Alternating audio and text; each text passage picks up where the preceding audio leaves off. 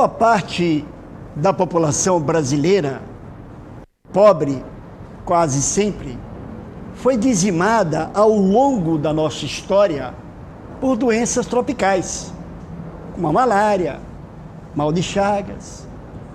A luta contra estas endemias é dificultada pelas péssimas condições sanitárias de boa parte de nosso povo. Gente, a guerra contra estas doenças teve alguns heróis. O principal deles foi o cientista Carlos Chagas, que dirigiu esta casa, a Fundação Oswaldo Cruz. O centenário da doença de Chagas é o tema de hoje do programa De Lá Pra Cá.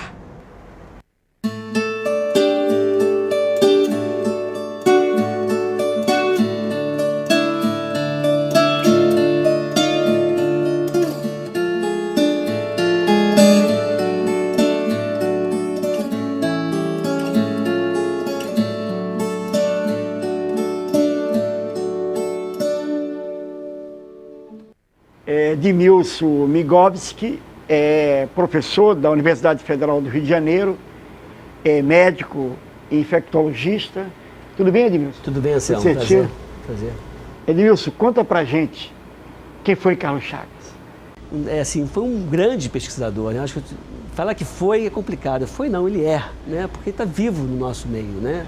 As coisas que ele fez, as coisas que ele construiu, as doenças que ele descreveu com tanta complexidade, no momento que você não tinha tecnologia de hoje, torna um grande brasileiro, um grande pesquisador e um homem que foi extremamente importante para a ciência mundial e não só uma ciência do nosso país, que também é muito grandioso. Mas por quê? Conta mais um pouco. Porque qual a importância, por exemplo, da descoberta dele?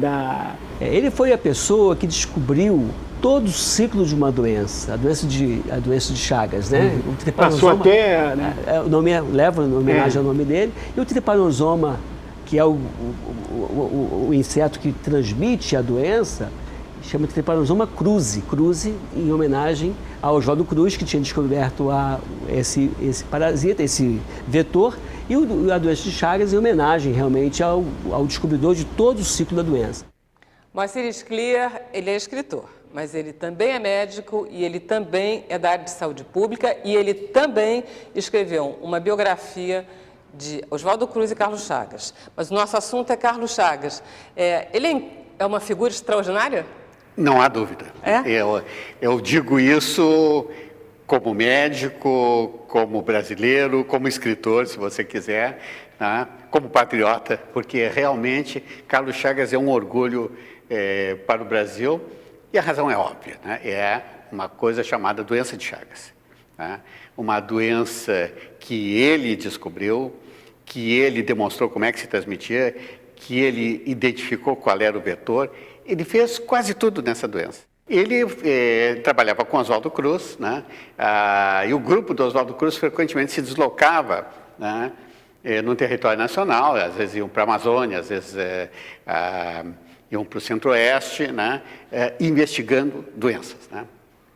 E em La Sance, Minas Gerais, tinha uma doença, né? Que estava sendo um problema, porque naquela região estava construída uma ferrovia, e os trabalhos da ferrovia tinham sido muito prejudicados por essa doença.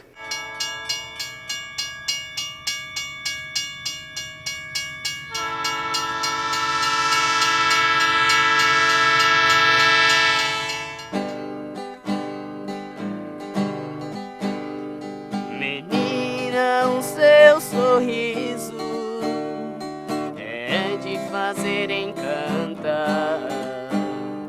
Menina, quem não apaixona só de ver o seu olhar, a sua delicadeza põe as coisas no lugar.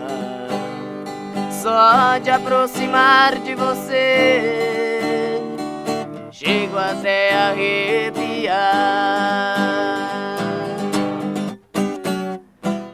Em 1907, Carlos Chagas veio até La Sanse debelar um surto de malária que estava acontecendo com os funcionários da Estrada de Ferro Central do Brasil, que estavam instalando os trilhos aqui. Edson Fernandes Brito é médico aqui de La Sanse e eu queria perguntar a você se foi mais ou menos isso aqui que Carlos Chagas encontrou 100 anos atrás. Realmente, Vera, o cenário que ele encontrou foi esse, né? As pedras, os dormentes, né? A estação, o esqueleto da estação sendo construído. E quando ele veio, o motivo principal realmente é que as obras elas estavam paradas, ou pelo menos muito lento, por causa da malária na época. Malária é muito prevalente na região aqui e estava cometendo grande parte dos trabalhadores. E daí para a doença de Chagas? Olha, quando Carlos Chagas chegou aqui, falando que um mosquito que causava malária, que era por aquele motivo que tantos pacientes estavam adoecendo, o engenheiro aqui da Estrada de Ferro foi, e na tentativa de estar ajudando, apresentou um novo inseto para ele, apresentou o barbeiro. Falou assim, olha, se esse inseto, se o mosquito causa malária, será que esse outro também causa? E naquele momento, especificamente em 1907, era um período em que os cientistas brasileiros eles estavam vivendo aquele tempo áureo da microbiologia, estavam influenciados, né, por Pasteur na França, né, e era uma possibilidade. Carlos Chagas olhou para o barbeiro como uma possibilidade, foi lá já com aquele espírito de pesquisador, dissecando, procurando, né, foi quando surgiu realmente, né, o protozoário.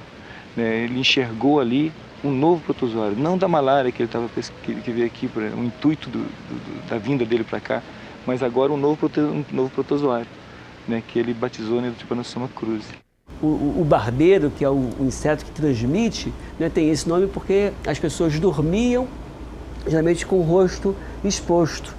E ele picava e sangrava, ou seja, é no rosto que o barbeiro, fazendo a barba, pode dar determinados cortes e permitir o sangramento. Então chamava de barbeiro porque ele sugava aquela parte mais exposta. E o barbeiro é nojento, né? Um bicho danado porque ele não só suga o teu sangue, como defeca em sua face.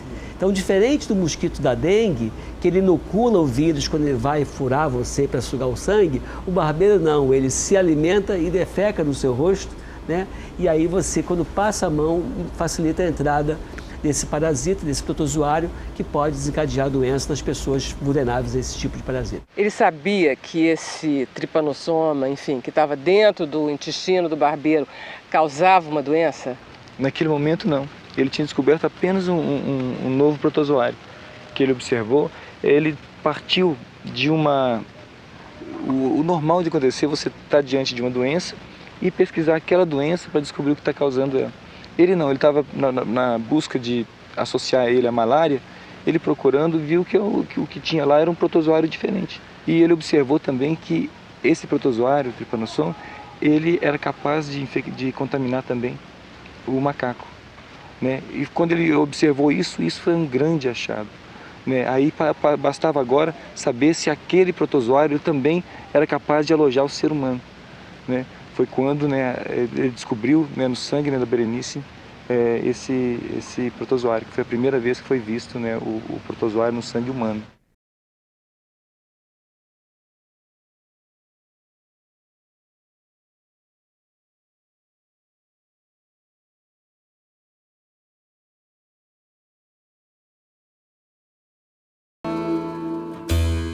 Quando descobriu lá que o Trypanosoma podia estar num outro ser vivo, né, no caso o macaco, já viu que identificou ele lá no macaco, tinha uma paciente ali com febre, será que ele tem o Trypanosoma também?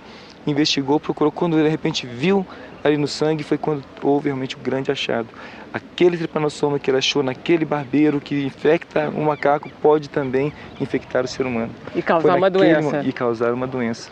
E naquele momento ele descobriu realmente, né, foi o grande impacto. Ele saiu daqui correndo, né, foi tentar mostrar isso, né, lá no Rio de Janeiro, para, né, Oswaldo Cruz, e foi aquela euforia. E a partir daí vieram aquela cascata de novas descobertas, né, aquela cascata entendendo que poderia causar lesões cardíacas, podia causar lesões em esôfago, intestino. Realmente foi uma grande descoberta, realmente a maior descoberta científica da medicina brasileira.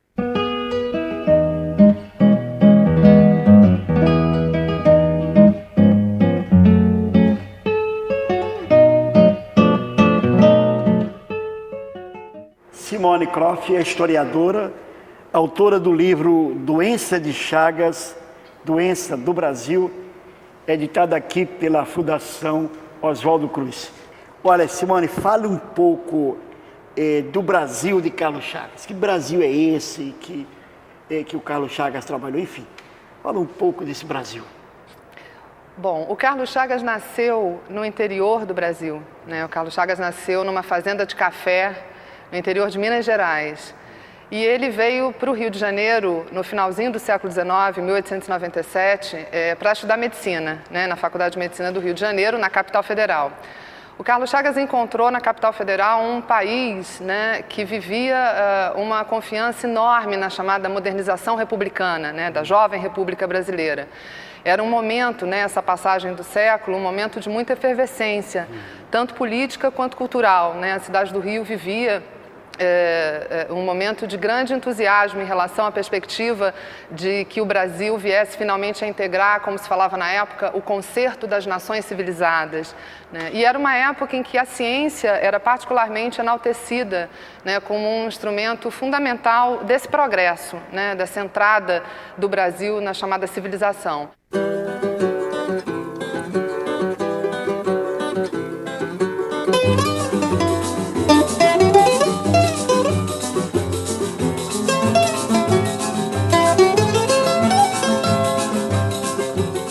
O Carlos Chagas tinha sido um bom aluno de medicina?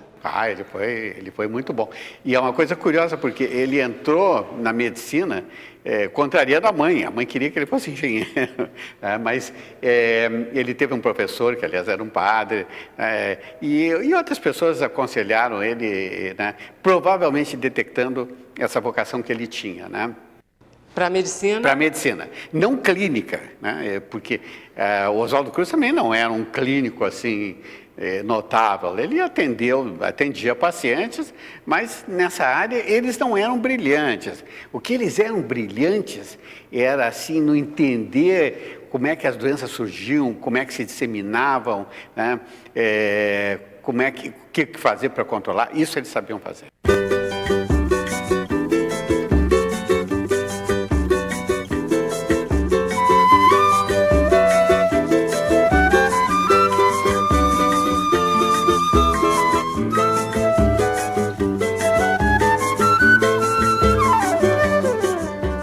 Do ponto de vista internacional, era um momento também de muita efervescência na ciência médica pela difusão das novas teorias da chamada Revolução Pastoriana, né, da microbiologia e também da medicina tropical. Então, o Carlos Chagas, ele toma contato com esse ambiente de entusiasmo em relação ao progresso, mas o interessante é que justamente a descoberta que ele vai fazer em 1909, né, de uma doença que levou seu nome, né, também conhecida como tripanossomíase americana, foi uma descoberta que revelou um outro Brasil, né, revelou um Brasil justamente do interior, um Brasil rural. O país era, de fato, um país essencialmente rural, né, vivia da exportação de produtos agrários, sobretudo café, e então essa descoberta ela vai ter um impacto enorme exatamente na discussão sobre esse Brasil do interior.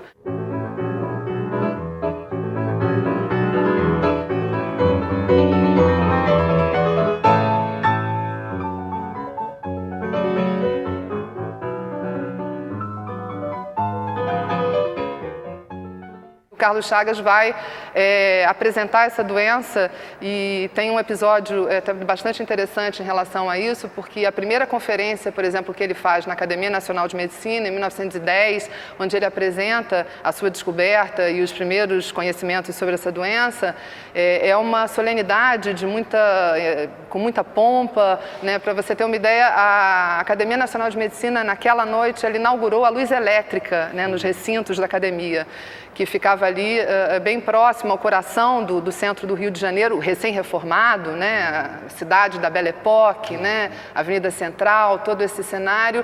E é justamente nessa solenidade em que ele apresenta imagens, inclusive cinematográficas, que ele filmou em La Sance, mostrando os doentes, né, daquela enfermidade, né? Principalmente crianças com grave retardo mental, populações muito pobres, né? As casas de pau a pique, né? Que é onde se prolifera o transmissor dessa doença, né? O inseto barbeiro. Então aquilo causou uma repercussão muito grande, inclusive na imprensa, né? Ficaram as elites médicas e políticas, enfim, né? Ficaram bastante perplexas diante daquele Brasil que era um Brasil desconhecido, né? O Brasil do interior, né, um Brasil pobre.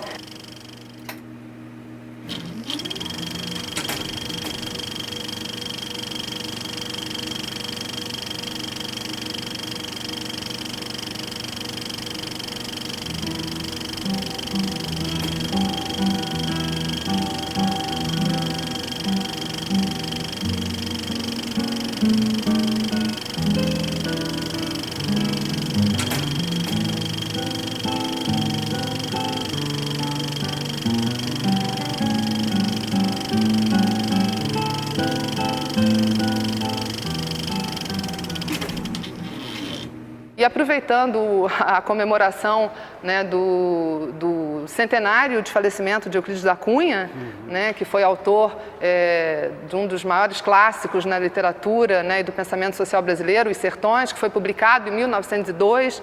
Né, então eu acho que até é uma data que nos faz pensar, porque, na verdade, o Brasil que o Carlos Chagas vai, de certa maneira, revelar, né, e vai falar dele para o resto da sua carreira, é o Brasil dos sertões, né? Esse Brasil abandonado, um país doente, né, como mostrou o Carlos Chagas, vitimado por essas endemias. E, justamente, nesse sentido, ele vai alertar, né, a sociedade para que qualquer perspectiva de progresso, qualquer perspectiva de modernização só se completaria na medida em que o Estado brasileiro assumisse, de fato, a responsabilidade por sanear o interior do Brasil. Né? Ele comentava que o Oswaldo Cruz havia feito uma belíssima obra de saneamento da capital federal, né, no início do século, mas que cabia ir além.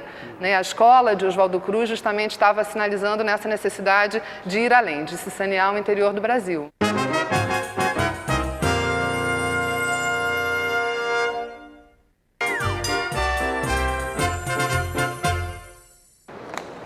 Marcelo, você sabe que o Carlos Chagas era um ótimo aluno, né? Eu não fui boa aluna, por isso é que eu reparei isso. Mas eu também não fui. Ele era conhecido como estudante das duas velas. Ele estudava até a primeira vela acabar e depois estudava até a segunda vela acabar. E depois ele veio trabalhar aqui, que é um lugar maravilhoso. De é muito bonito. Isso aqui é muito... É um lugar realmente muito bonito e muito especial. E muitos cariocas não conhecem esse lugar tão bonito. Eu imagino que realmente o Carlos Chagas se apaixonou por esse lugar. Ninguém deixa de se apaixonar por esse lugar, né?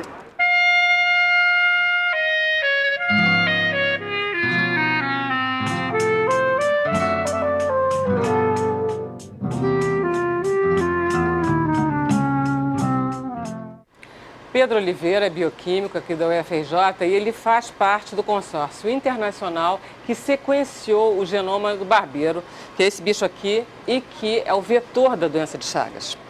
Professor, faz 100 anos que o Carlos Chagas conseguiu descobrir e equacionar essa doença. E ela continua matando, continua infectando?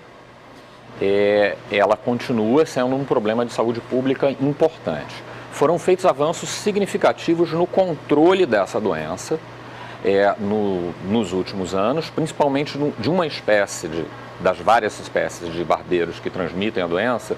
Uma delas se conseguiu um controle importante, que foi o triatoma infestis. De forma que, por exemplo, que no sul do Brasil e sudeste, ela quase já não existe mais transmissão de doença de Chagas através do inseto vetor. No norte e no nordeste ela continua existindo, que são outras espécies envolvidas, o que levanta a possibilidade de que essas outras espécies, sobre as quais nós não conseguimos exercer um controle efetivo, voltem a colonizar, inclusive, o sul e o sudeste ao longo do tempo.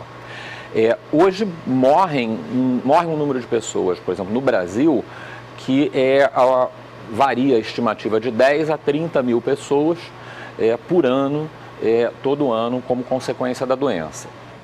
A doença tem cura? A doença não tem uma vez estabelecida Passada a fase aguda, ela não tem mais, não se conhece uma cura, não existe vacina disponível.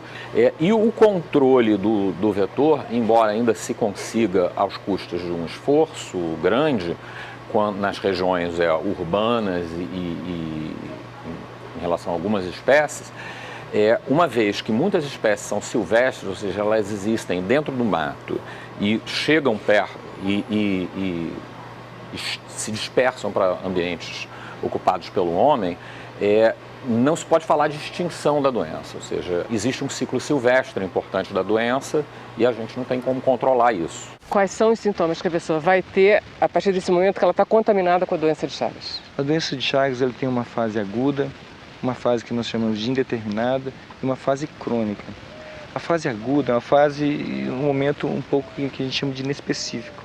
É um momento que tem febre, a gente procura foco, não acha o foco, febre de origem determinada, ela tem algumas alterações de fígado, baço e às vezes um sinal periorbital, né, ao redor do olho, que a gente chama de sinal de Romanin. É muito variada a manifestação clínica, daí a grande dificuldade da gente estar diagnosticando no momento inicial, que é o momento onde a gente consegue ter a cura. Qual que é o grande problema da doença de Chagas hoje? É que a partir desse momento inicial, alguma parte dessas pessoas que foram inoculadas vai desenvolver uma forma chamada forma indeterminada. Nessa fase de indeterminada, que pode durar vários anos, né, 10 anos, 20 anos, 30 anos, nesse momento a pessoa, você consegue diagnosticar no sangue, mas a pessoa não sente nada. A partir desse momento, 10, 20, 30 anos, começam as manifestações que são lentas, crônicas, né, e persistentes. A pessoa começa a desenvolver a fase crônica da doença, que já é a parte tardia, que já é um momento em que não consegue mais voltar ao que era, porque são lesões permanentes.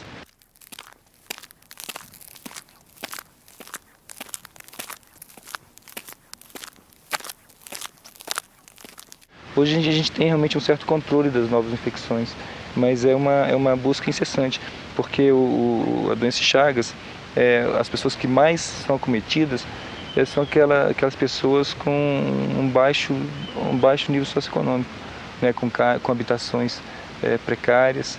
Então, as políticas públicas realmente devem estar focadas nesse sentido, de melhoria da pobreza. Realmente a gente vai estar pegando uma grande parcela das pessoas que adquirem os casos agudos aí da doença de Chagas. E a vigia, assim, constante. A vigilância ela é importantíssima, fundamental.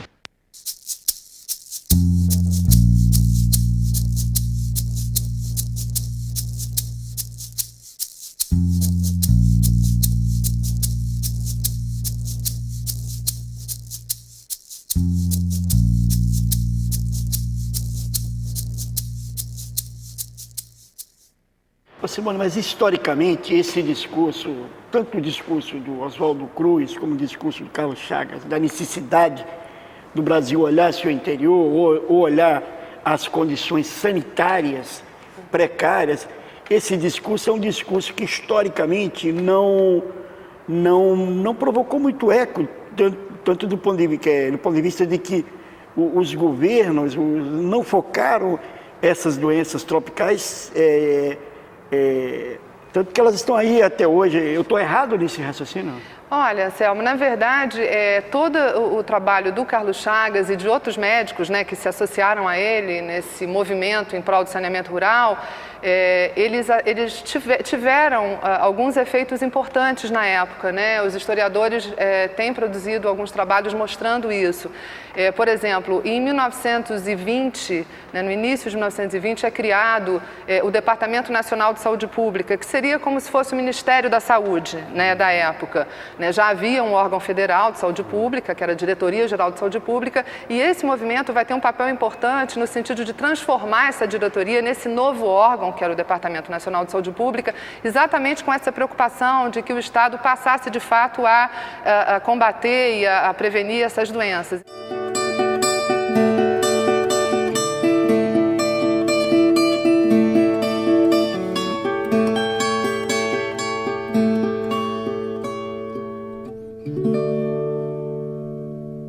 Então foram criados muitos postos de profilaxia rural nos estados, porque até então cabia ao governo, ao poder central, né, à União, apenas os problemas de saúde do Distrito Federal. As questões de saúde dos estados eram atribuição dos estados. Então, essa reforma ela foi uma reforma importante no sentido de aumentar efetivamente a presença do Estado brasileiro como poder central, né, como poder federal nesses estados. Exato. Agora, claro, esse é um processo que se deu ao longo do tempo, né? De fato, foram feitas importantes campanhas, né, de combate não só.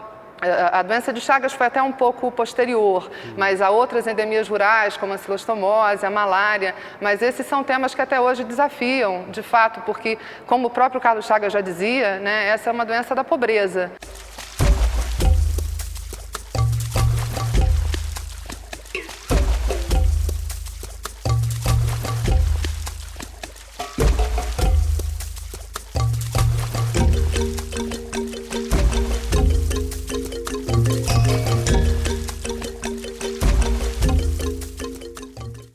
Simone, fala um pouco do Carlos Chagas, o lado humano dele. O que é que ele fazia? Só trabalhava? Olha, de fato, ele tinha uma carga de trabalho muito pesada, né? Porque não só como pesquisador, mas como diretor do Instituto Oswaldo Cruz, né? Ele sucedeu o Oswaldo Cruz quando o Oswaldo Cruz faleceu em 1917. Ele assumiu a direção de Manguinhos, ele foi diretor da Saúde Pública, então, de fato, ele tinha uma rotina de trabalho muito intensa. Muito intensa. Teve quantos filhos? Ele teve 2 filhos que foram, inclusive, eminentes cientistas, né? O Evandro Chagas e o Carlos Chagas Filho. Do ponto de vista familiar, na verdade, eu tenho um episódio que eu considero interessante para mostrar esse lado humano, né? Esse lado pessoal, que é uma carta para a esposa, a dona Iris Lobo Chagas, de 1916, quando começaram as dúvidas ao trabalho dele na Argentina, né, por pesquisadores na Argentina, e ele foi a um congresso em Buenos Aires debater com esses pesquisadores. E nesse documento, nessa carta, ele tem uma frase, né, que aí eu estou citando, que me chamou a atenção, em que ele fala, se eu morresse essa noite, eu morreria feliz, porque eu consegui defender a obra científica do meu país, né, e o trabalho de pesquisa de Manguinhos, né, e a escola de Manguinhos, como eles falavam.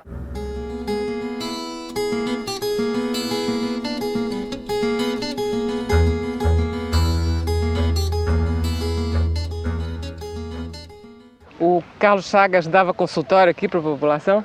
O Carlos Chagas ele é um ícone não só de pesquisa, mas como médico mesmo, médico de família mesmo. Nós temos registro aí dele sentado à beira do leito, que é esse sentar à beira do leito, ouvir, né? Ele é hoje o que marca, é o que falta hoje na medicina atual. É verdade que ele fazia o gênero cientista louco, muito distraído? Distraído, né? Uma coisa assim que sempre foi considerado, vamos dizer assim, um componente da atividade científica, da personalidade científica, né? Por exemplo, uma vez em Buenos Aires, ele encontrou um famoso cientista, conversou com ele e foi embora. Quando foi embora, ele levou o sobretudo do cientista, né? Numa outra vez, ele ganhou uma condecoração importante do governo da Bélgica e esqueceu de levar a condecoração, né? E tem a história também que a empregada ofereceu um café para ele e ele quis pagar para a empregada achando que estava num restaurante. E, finalmente, a história que ele foi visitado por um jovem cientista com a sua esposa, e lá pelas tantas ele olhou o relógio e disse para a mulher, vamos embora que está na hora, uma coisa desse tipo. É claro que nesses esquecimentos, né, tem um componente psicológico, né? Por exemplo, assim, esquecer a medalha, a condecoração, provavelmente ele não valorizava muito aquilo, né? Não era um homem assim voltado para as honrarias, né?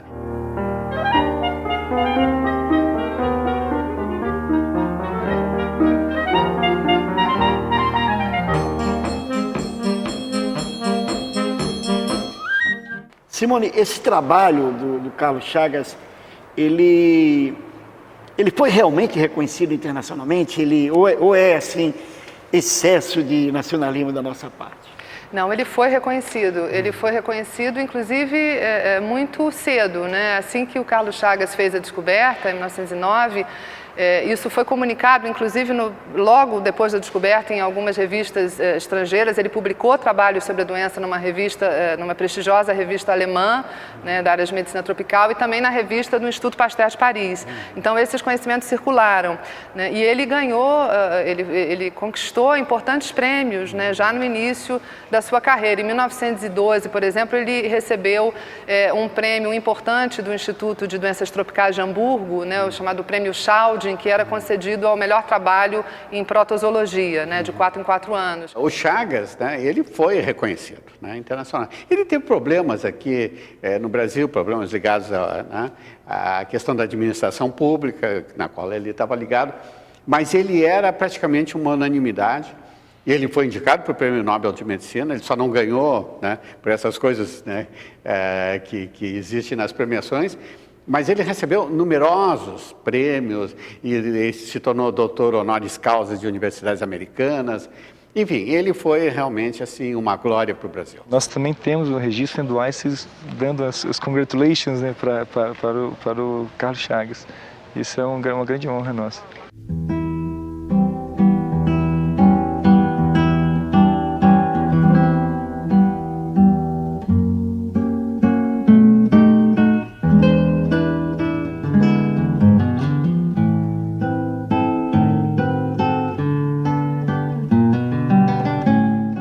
Fala um pouco da morte dele, enfim, dos últimos anos e da morte. Segundo o Carlos Chagas Filho, os últimos anos do Carlos Chagas, ele vivia, certamente, uma tristeza em relação a essa situação de polêmica da qual ele foi alvo, né? Apesar disso, ele continuou as suas pesquisas até o final de sua vida, inclusive enfatizando os aspectos sobre a doença que mais tarde seriam amplamente comprovados, né, que são os aspectos cardíacos da doença. Então, continuou com um trabalho de pesquisa, inclusive fazendo discípulos, né, o que é importante, que deram continuidade ao trabalho dele, e faleceu em 1934, em novembro de 1934, com 56 anos. Ele faleceu na casa dele, na rua Paissandu, subitamente, né, de problemas cardíacos. Chegou a ser atendido na hora pelo filho dele, Evandro Chagas, mas, enfim, na época até se especulou que ele poderia ter sido vítima da própria doença de Chagas, já que ele tinha sofrido um mal cardíaco, mas o próprio filho diz que não houve evidências para comprovar isso, então fumava muito, então o pessoal não se sabe exatamente qual a causa da morte, mas foi por problemas cardíacos. Além de pesquisador, além de excelente clínico, tem alguma coisa que o Chagas tenha feito naquela época que até hoje ainda se faça, se use? Sim, eu sempre falo, velho, que Carlos Chagas, ele era um médico à frente do tempo dele. Ele conseguia viver nos tempos atuais dele, né, o futuro. E ele conseguia, naquela época, vislumbrar uma possibilidade de estar combatendo, ou pelo menos impedindo que a malária se proliferasse, através da proteção da pessoa, daquele isolamento mecânico da pessoa, colocando um mosquiteiro, impedindo que aqueles mosquitos saudáveis não se contaminassem com a pessoa. E que nós, olhando essa história, o que nós fizemos aqui em La Sance? Nós usamos essa mesma ideia para a dengue. E teve um êxito fantástico, né? Essa ideia dele naquele tempo, 100 anos, hoje sendo usado para uma doença praticamente recente, né? E com êxito maravilhoso, provando que ele naquele período ele já estava certo para agora. Tem uma frase dele que é muito célebre, que a gente usa muito aqui, porque é uma frase muito bonita, inclusive, que ele diz, já ao final de sua vida, ele diz, e não vai demorar que passemos adiante uma bela ciência, uma bela e grande ciência, que se faz arte em nome da vida. Eu acho isso uma belíssima frase, né? Então, esse era um pouco...